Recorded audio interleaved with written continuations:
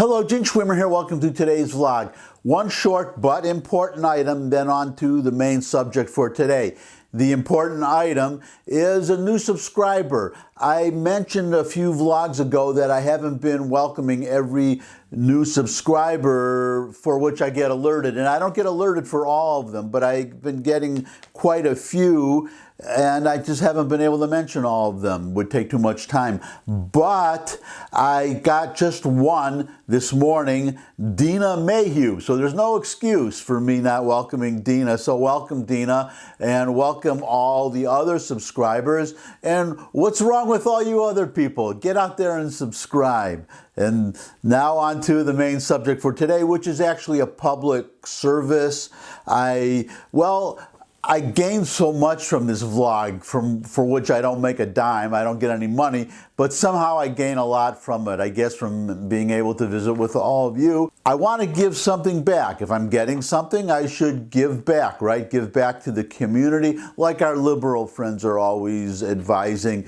We must give back. If we work hard and achieve something for ourselves, we are required to share the fruits of our own labors with other people. I want to give back, and what I'm going to do to give back today is to share a list. I'm linking to an article that, well, here's the article, here's the headline, and I'm linking to the actual article in the description, so you can go to this handy list. As you see from the headline, it's a 97-point checklist to see how privileged you are and how privileged I am. I went through this list. The way the list works is you just go through the list. There are 97 items. You just check off all the statements that apply to you, and the more checks you have, the more privileged you are. I want to give you some examples. I'm obviously not going to read all 97, but I'll give you a few, and then you can go for the whole list and maybe put your results in the comments and tell everybody how privileged or how unprivileged you are, which would make you much more valuable or much more moral in the eyes of your liberal friends. So here are a few examples from the list. I'm obviously not going to read all 97.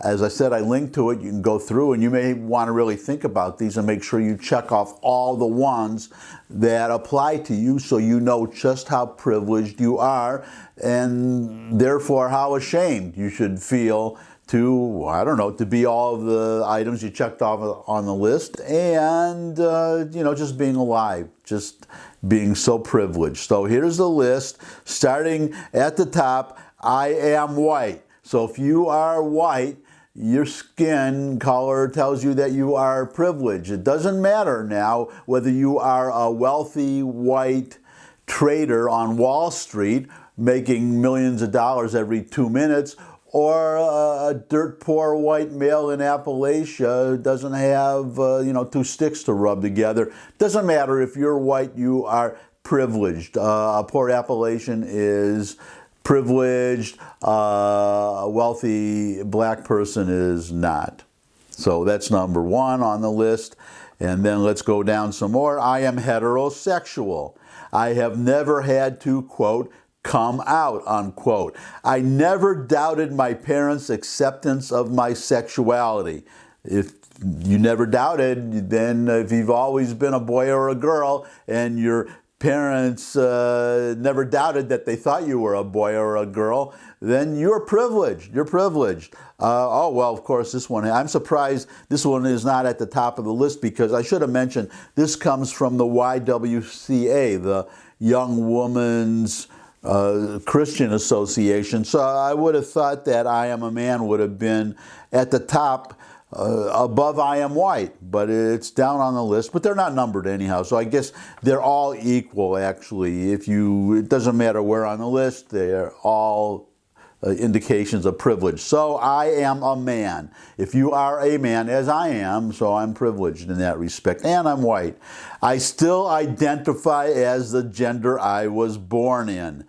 That's another one. I have never tried to change my gender. I don't rely on public transportation. So if you live, well, to be a little honest, I could see how you could be a little privileged if you live in New York City and you have a car, because it's expensive to own a car in New York City. Let me be more specific. Manhattan, if you live out in the boroughs, Brooklyn, Staten Island, different story. But if you live in Manhattan, you have to either pay hundreds of dollars a month for a parking garage, or you have to move they have alternate side of the street parking there because they have to go through and clean the streets. So very often you have to move your car from one side of the street to the other. In New York City, if you work in New York City, it's not like getting in your car to commute to work. You'll use the subway, you'll use the bus, but if you have to go out of the city, then you'll use your car. That's why you could be a little privileged in New York City, because you don't drive your car that much, but you have to pay quite a bit to keep it. And then there's the insurance and other things, so on and so forth. So maybe in that respect. But anywhere else, where I live in Tennessee, everybody has a car. Just about. There is public transportation. I do see a bus go by every so often when I'm on a main street, and that's the only place you'll get one. If you live on a side street, the buses don't go by there or even near there. But I never see many people on these buses. Most of the time they're almost empty. Everybody has a car out here, but I guess everybody in Memphis, Tennessee, or outside of Memphis, Tennessee, where I am, we're all privileged, and I didn't know that till I got this checklist. What else here? I have never worked as a waiter, barista, bartender, or salesperson. Well, I guess I'm okay here because I have worked as a waiter, a bartender, and as a salesperson. Actually that's kind of funny because I was a real estate salesperson for a while before I became a broker. That's a salesperson, and they can make a lot of money. You can make a lot of money. You can make even millions as a real estate salesperson. But I guess I've worked as one, so I'm not privileged, even though I didn't make millions, but I could have. And then we have waiter. I was a waiter when I got out of college, and then I quit the waiter job after 2 weeks, and they called me back to be a bartender because I was a terrible waiter and a slightly better bartender. I went to summer camp. If you went to summer camp, you're privileged. I graduated high school. If you graduated high school, finished high school, didn't drop out, if you're not a high school dropout, you're privileged. I've never had a roommate. Never had a roommate. Well, I have had a roommate, so I guess I'm not privileged in that respect. But again, I could see the point a little bit in New York City because the cost of, when I moved to New York 40 years ago, apartments were a lot more affordable. They were in neighborhoods where you didn't want to live, and that's what happened to me. Actually, I would live someplace and it would be a terrible neighborhood, rent would be cheap, then they would gentrify the neighborhood and it would get, I could have stayed there. They have rent control, which I don't believe in, but or rent stabilization. But I would be so poor that I once had an apartment for $175 a month, my first apartment in New York, and I had to move out and sleep on the floor of a rehearsal space where my band, I was in a rock and roll band, we were rehearsing. I had to move everything out and live there because the rent there was 4 times 60, $240 a month, and there were 4 of us, so I was paying $60, so I could afford to live there. I'll tell you my poverty story someday. So I couldn't even afford $175, but that's still pretty cheap, but you won't get, forget it in New York these days. So you almost have to have a roommate. If you don't need a roommate in New York, if you're living in Manhattan below 96th Street, then you're probably making pretty good money. I have to be honest about that. But everywhere else, I don't understand that. But I guess if you've never had a roommate, you're privileged. If you lived with your parents and then got a decent job, then you're okay. That's a good question. Does that count if you're living in your parents' basement? If you're one of these kids living in your parents' basement, you've never had a roommate. So unless you count your parents as a roommate, our parents' roommate. So okay, there we go. question for the ages. My parents are heterosexual. If mom and dad are mom and dad, then you're privileged. Let's see here. I have never been depressed. If you've never been depressed in your whole life, I'm pushing 70, and if I've never been depressed in my whole almost 70 years, I'm privileged. I've never considered suicide. Well, I never considered suicide until I read this checklist. Now, maybe I want to go out and shoot myself because I'm so privileged and I didn't even know I was. I have never attempted suicide. Well, no, I haven't. So everybody who hasn't tried to kill himself is privileged, which I think would be all of you. Either that or you tried to kill yourself and you obviously did a bad job of it if you're watching this vlog. And thank God you did a bad job. But most people, what this list seems to be saying is if you're like most people, you're privileged. If you're like most people, you're not just normal, and people who have had a lot of problems in life, they've had a lot of problems in life. No, they're normal, the people who have all the problems, and you're privileged because you're normal. Let's go on. Oh, I am not nervous in airport security lines. So, well, yeah, so if you're not a terrorist, I guess, then you're privileged. If you don't have a box cutter or a hidden weapon or an explosive or something on your person, which would make you nervous in an airport security line, then I guess you're privileged. I have never questioned any of my identities, plural. So, I don't know. I guess I'm supposed to have multiple identities right now. We're all supposed to be civil. We're all supposed to be civil, the woman with multiple identities, extreme schizophrenia. Most people have only one identity. I mean, this is it. You're looking at the identity right here. This is my whole identity.